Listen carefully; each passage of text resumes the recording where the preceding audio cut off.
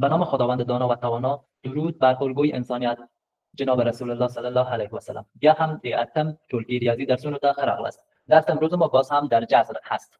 روز گذشته مسائل ما خواندیم، گفته بودیم که جذور هم درجه را میتونیم تحت یک جذر در عملیات ضرب و تقسیم نوشته کنیم، ولی در جمع و تفریق نمیتونیم. یعنی روز قبل ما خوانده بودیم که ما میتونیم با این قسم جذر ها را نوشته کنیم. په درس کې ویلای و چې په دا طریقه کولای شو جذرونه یا جذر لاندې ولیکو کله چې ضرب او تقسیم وسی. جذر ان ای جذر ان بی را میتونیم نوشته کنیم جذر ان ای ضرب بی. مثلا اگر یا توان داشته باشه، توان از این مثلا ام باشه از کیو باشه، باز هم مشکل نیست، توانایش هم میتونیم ای و کیو توانونه هم لیکو. خب شرط مهم چه در درجه باید مساوی باشه. شرط مهمش است که درجه مساوی باشه. و همچنان در تقسیم گفته بودیم که میتونیم به این قسم نوشته کنیم. مثلا جذر ان ای تقسیم جذر ان بی مساوی میشه تحت یک جذر. جذر ان ای بر بی یا جذر لاندې لیکو. اوس تاسو ذهن کې به سوال وکړي چې د توان ولري، اگر یک توان داشته باشه مشکل نیست، توانش هم از ای را به خودش بده، از بی را به خودش. مثلا توان از ای باشه کیو، از توانایش هم خودش میده، توانونه هم خپل لیکي. ولی د یادتون باشه که این اشتباه نکنید. به یاد ولرید چې دا اشتباه نکنید، این غلط است، این کار هیچ وقت نکنید. اگر درجه مساوی باشه یا درجه مختلف باشه شما نمیتونید در حالت جمع و تفریق کار کنید. این کار هیچ وقت نمیکنید. هیچ کله دا کار نشي کولای، ځکه چې دا غلط دی. به خاطر که اینی غلط است، دا غلط ده. این صحیح است یا هم صحیح است، ولی این قانون دیگر غلط است. در جمع و تفریق نمیتونید تحت یک جذر نوشته کنید. اگر دیدن کدام کس نوشته کرده بود شما عاجل سرش یک جلیفا بکشید. مثلا کس نوشته کنه که جذر 2 جمع جذر 3، اینا براتون نوشته کنه عاجل تحت یک جذر که 2 جمع 3 مساوی به جذر 5. اینا بگویید این سوالات غلط است، این کفر ریاضی است، این بیخی غلط است. دا باید غلط است. این موضوع کاملا غلطه. تنها در ضرب و تقسیم میتونیم. میره خوانده بودیم. حالا اگر درجه مختلف باشه چی کار میکنیم در این بحث میایم. اوس راځو که چیرې درجه مختلف اوسي په ضرب او تقسیم کې څه کار کوو. خب اول ببینید یک مثال از درس گذشته کار میکنیم یا مثال د تیر درس کار کوو بیا نوې درس راځو. مثلا داشته باشیم به این قسم یک جذر داشته باشیم، یا جذر ولرو. مثلا جذر سوم 2 ضرب جذر پنجم 2 جذر ایرام سوم داشته باشیم. دا هم دریم جذر ولرو. اینا ما میتونیم مستقیم نوشته کنیم که جذر سوم 2 ضرب 5 مساوی میشه به جذر سوم 10 مساوی که دریم جذر دیل است. اوس که چیره بل مثال بدارو. حالا اگر یک مثال دیگر داشته باشیم که تفاوت داشته باشه، مثال دوم مثلا همین چیز باشه، اینی باشه، مثلا جذر مثلا فکر کنید جذر چندم باشه، فکر کنید جذر چهارم باشه. میگی سوالش ما حل کنیم. وای دا سوال تاسو حل کړئ. تاسو وای دا سوال هم آسان حل کیږي. شرط دا ده چې اول درجه یو بل سره مساوي کړئ. این سوال هم آسان حل میشه. شرطش است که درجه را اول مساوی کنین. خب درجه رو دیگه مساوی میسازیم خیلی آسان. درجه یو بل سره مساوی کوو په ډیر اسانۍ سره. اول خودش نوشته کنید 3 و 2 هم خودش نوشته کنید. ضرب این هم خودش نوشته کنید 5. توانای اعداد خو یک است دیگه، مهم نیست. یک است. توان از یک است. یک ضرب توان از یک است. دوباره توانونه یو ده. حالا چی کار میکنیم؟ درجه را اصلاح میکنیم. دی جذر نوشته میکنیم که این ضرب 4 میکنیم. دا سلور باندې ضرب او همدارنګه د عدد توان هم سلور باندې ضرب او توان عدد و درجه را ضرب 4 میکنیم. دی ولی دیگه ضرب چند میکنیم؟ ضرب 3. بلکه ضرب 3 کوو. ضرب 3 میکنیم که بالاخره مساوی میشه به جذر 12 2 به توان 4 ضرب جذر 12 5 به توان 3. پس بالاخره مساوی شد به جذر 12 2 به توان 4 ضرب 3 به توان 5. در یک جذر داخل شد، یا جذر که داخل شد. حالا اگه بگید دیگه هم ساده کو که توان بخیدم شما گفتم آسان است. میگیم جذر 12 خودش 2 به توان 4 16 میکنیم. تو ساده میکنیم. 2 به توان 4 چند میشه؟ 16. 2 را 4 دفعه ضرب کنید. 2 سلور ضرب کش 4 است دیگه. و 5 دیگر شما است. خب عدد ما چند است؟ عدد ما 3 به توان 5 است. این قسمت اشتباه نوشته شده. عدد ما است 3 به توان 5. 5 به توان 3. 3 به توان 5 نیست، 5 به توان 3. این به توان دیگری 5 به توان 3 است. در سوال همین قسم است. پس 5 3 دفعه ضرب کنیم میشه 125. حالا 125 16 را ضرب کنیم هر چند بشه جوابش میشه. ولی تا این قسمت هم کار کردیم تا این قسمت هم. تو همین شکل بود. یک روشش بود تا یو طریقه. این طریقه را گفتش میکنیم بعد یک طریقه ساده ترش هم براتون کار میکنیم. یو بل طریقه هم دست کار کوم. سخت ده. سو کولای شي تشریحی که ها میتونه تشریح بس ساخته.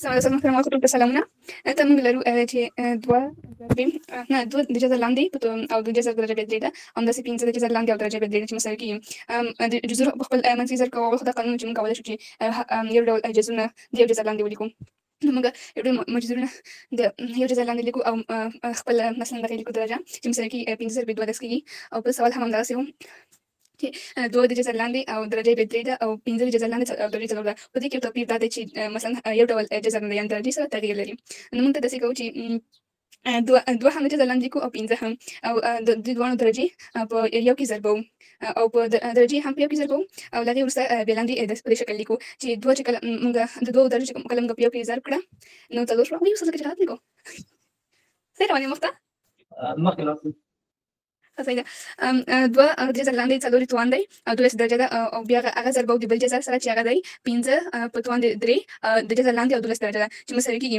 15 او 2 په خپل ځان کې ضربوو او درجه خپل لیکو چې موږ ته حاصل راکوي 14 ضرب یو سلو 15 زه ډېر بخیل فکر کوم سمه تشریح نه کوم سمه ده صحیح مو تشریح کړ اوس هم بل طریقه کار کوو طریقه دیگه کار میکنیم که از اینکه هم آسان است دوم طریقه هم کار کوو طریقه دومش هم ببینید که از اینکه آسان تر حل میشه دوم طریقه دیگه بگوید چه دیر آسان سر حل کیږي طریقه دومش است خب یک مثال کار میکنیم با طریقه بعدیش ممکن سوال را کوي مثلا جذر دوم سه ضرب جذر سوم 5 به قسم ضرب نوشته میکنیم میگه شما اینا یک جذر نوشته کنید بگو خیلی آسان است دیر آسان ده اول درجه رو با یکدیگر ضرب میکنید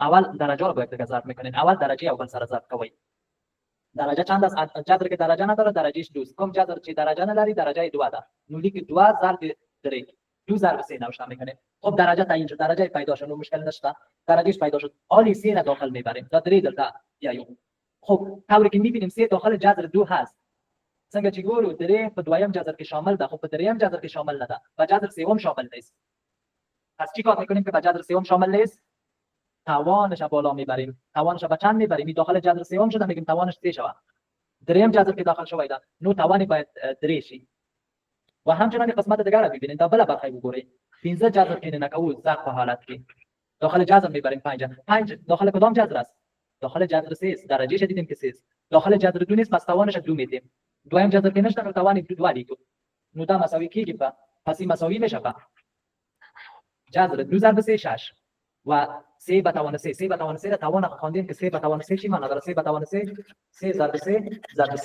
میشه 27 کیږي وویش او همدارنګه 15 به توان 2 5 به توان 2 میشه 5 ضرب 5 15 ضرب 15 کیږي 25 پس نوشته میکنیم 27 ضرب 25 اینه دیگه ضرب کنه شد خب تا این قسمت که کار کردین همین چندین رنگ است همین حلش است بعد از اون دیگه میشه اعداد آنقدر بزرگ باشه که توانش ساده نشه یا ولسته که داشی عددونه دوم را توانونه جی گوسی چه ساده ونسی نو هم دا آسان طریقه ده این طریقه آسانش است کی میتونه تشریح کنه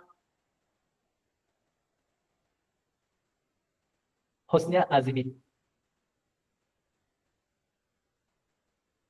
عظیمی شما تشریح کنید درست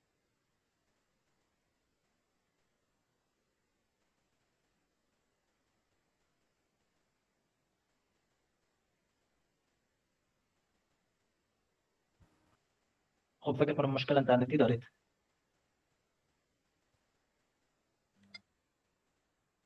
خب صدای شما رو نداریم فکر کنم مشکل اینترنتی دارید یک مثال دیگر من خودم کار میکنم بعد نوبت شما باز میاد یا اول مثال بیا هم کار کوم بیا ورسته دي تاسو نوبت راځي یک مثال مکمل به دری کار میکنم یکی مکمل په پښتو یا مثال په بشپړ ډول په دری او یو هم په پښتو کچېره داسې سوال ولرو دویم جذر دی 2 ضرب دی دریم جذر دی 15 ضرب دی پنځم جذر دی مثلا هو دا مساوي کېږي په څو دا مساوي کېږي په یو لوی جذر لیکو اول نو اوس درجه ضربو یو بل سره 2 ضرب دی 3 او ضرب دی 15 درجه ضربو درجه کله چې ضرب شو نو راځو جذرونه انتقالو عددونه جذر لاندې انتقالو تاسو وګورئ دلته ودا اول د هم د نږدې جذر نه کار شروع کوو چې کار مو آسانه شي هو تاسو وګورئ هو کوم جذر کې شامل ده یوازې 15 کې شامل ده نو توان 15 نه لیکو 2 او 3 په ضرب حالت کې لیکو په توان دي 2 او 3 هو په توان دي 2 او 3 ولی 15 دی لیکو ځکه چې تایید 15 جذر کې ده خپل یې ماغه ده نو یوازې توان موږ 2 ضرب 3 لیکو بیا بل عدد دلته لیکو دویم عدد ته راځو عدد دویم عدد ته ګورو دویم عدد ته تاسو وګورئ دلته 15 ده 15 جذر ته بیا یو 15 اول خپل لیکو د خپل توان یو د بخین نه لیکو د خپل توان یو ده نه لیکو کچیر خپل توان ولري مثلا کدلته توان ولري 15 توان 2 وسی نو بیا سره رقم کوو نو توان اول لیکو د خپل توان څو ده دلته تاسو وګورئ د خپل توان 15 2 ده اول د خپل توان لیکو بیا نور نوې توانونه ورته لیکو د خپل توان 2 ده ولیکل شو دا نور د خپل توان یو ده نه لیکو دلته د خپل توان 2 ده لیکو اوس وګورو کوم جذر کې شامل ده دریم جذر کې نو درې نه لیکو توان کې بلکې لیکو 2 او 15 ضرب 2 او 15 اوس پوښتنه ده چې دا 2 د کوم ځای اسوه یو 2 د خپل توان ده او بل 2 دویم جذر کې شامل ده او 15 هم 15 جذر کې شامل ده د دې ځای نه پیدا شو اوس راځو د بل عادت ته د بل عادت ته راځو چې د توان څنګه ساده کړو 2 دلته لیکو ضرب 2 په توان د څو 2 په توان د کوم جذر کې شامل ده 2 د درجه 2 ده نو 2 توان نه لیکو 2 په توان د څو لیکو 3 او 15 د ضرب حالت کې دا و ساده کول جواب حاصل کیږي 2 ضرب 3 شپږ ضرب 15 10 او دلته و په توان د شپږ ضرب 15 په توان د 2 ضرب 2 څلور ضرب 15 شل او همدارنګه دلته 2 په توان د 3 ضرب 15 15 دا همدغه لاندې کې نور د دې نه لاندې کې نه ځکه چې اوس 15 په توان د شل یا 2 په توان د 15 اکثرا دا 15 په توان د شل ساده کېږي نه نو همدغه آخري جواب ده کچېرې اختصاري ده نو اختصارول اجازه درجه سره کنه دا د مخکې سوال جواب ده همدغه جواب ده نور د دې نه مخکې نشي تلای ای سواله ما تشریح کردم حالا که هم میتونه تشریح کنم سوال که چه قسم کار شده سو کولای شي چې دا تشریح کړي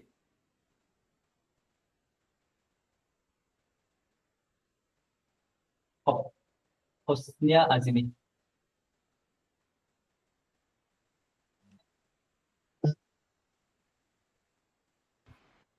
خب حسنیه عظیمی تشریح کنید فکر کنم مشکل اینترنتی دارن خب که ها میتونه تشریح کنن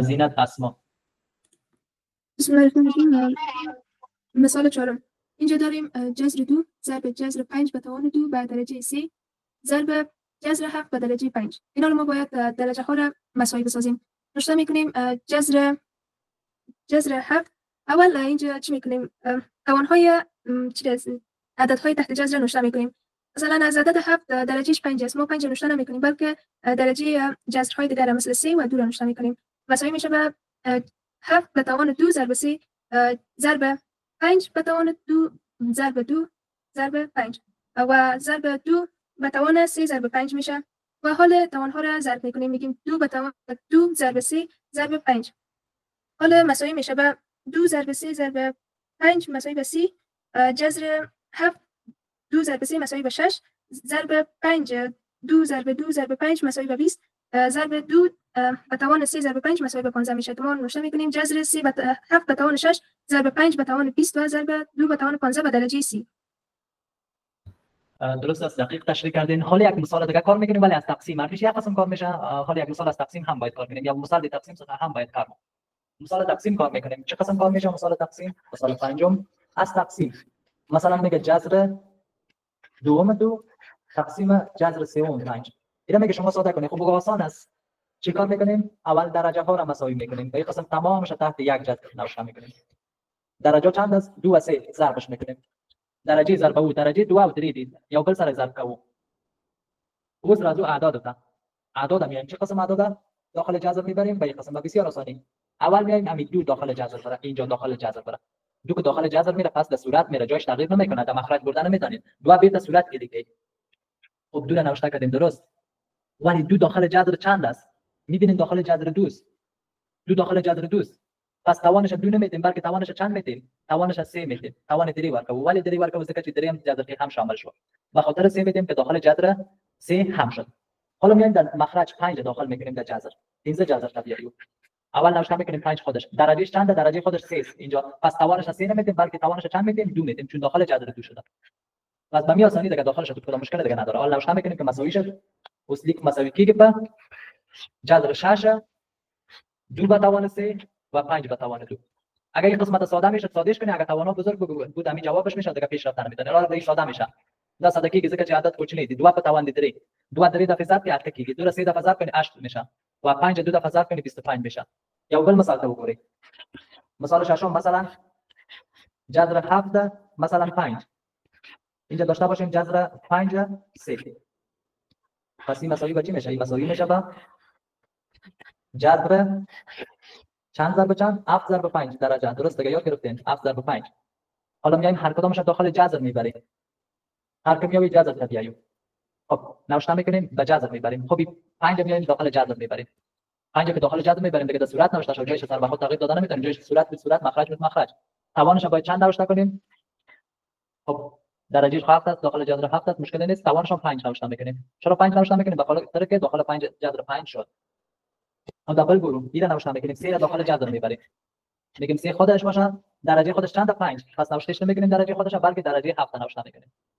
توانش 7 بالاخره جواب میشه 7 ضرب 5 35 جذر 35 5 به توان 5 دیگه سادهش نمیکنیم چون عدد بزرگ 3 به توان 7 همین جوابشه. این قسم جذرها را هم درجه میسازیم. به این طریقه جذرونه هم درجه کوو. خب کی ها میتونه سوال تشریح کنه؟ سو کولش چی در سوال تشریح کنید؟ خب سنبل صابر. بسم الله الرحمن الرحیم. ما خواندیم هم درجه ساختن جذرها.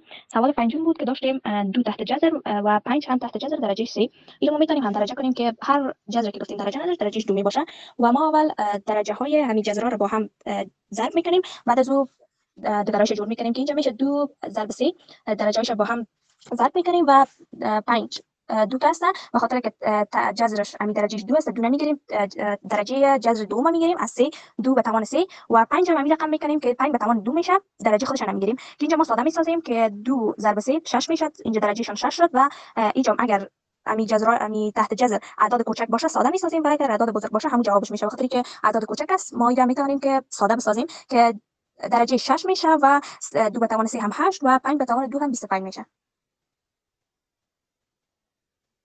درست آقای محترم شما دقیق تشریح کردین. این بحث یاد گرفتین. خب این بحث یک بحث است که در جذر استفاده میشه. شما یک دو سه مثال برش بسازید و کار کنید خودتان. و همچنان در ریاضی باید شما یک عادت داشته باشین با بحث های ریاضی با مباحث ریاضی یا سوالات ریاضی ضد داشته باشین. میگه تا که یادت نگیرم رفایت نمیکنم. ریاضی را به ریاضی هم میگه بگوین. میگه ریاضی تا وقتی که من یادت نگیرم رهایت نمیکنم.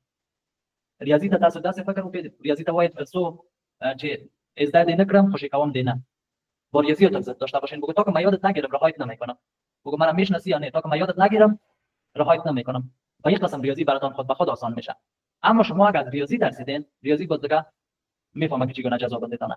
اما کوشش کنین که شما با ریاضی ضد داشته باشید. بگو من حتما یادت میگیرم هر چقدر سوال سخت داری به من بیار. بگو ریاضی را بگو من حلت میکنم. ما از کسایی نیستیم که سوالای تو بترسم با ریاضی کفاره بزنین. پس ریاضی خود به خود آسان میشه. اما ذهنتون اگر پیام‌های منفی دادین که ریاضی سخت است ریاضی چی است این چیز است و خلاصه ای که پیام‌های منفی به ذهنتون دادین پس ریاضی براتون مشکل میشه. اما بگو ریاضی ما حالا یادگیری تو را شروع کردیم تا که صحیح یادت نگیرم رهایتم نمیکنم. هر چقدر سوال مشکلام داری به من بیار من سوالاتم نمیترسم. ریاضی را بفهمم یک پیام بر ریاضی بدهین. خب کار خانگی را هم براتون میگم.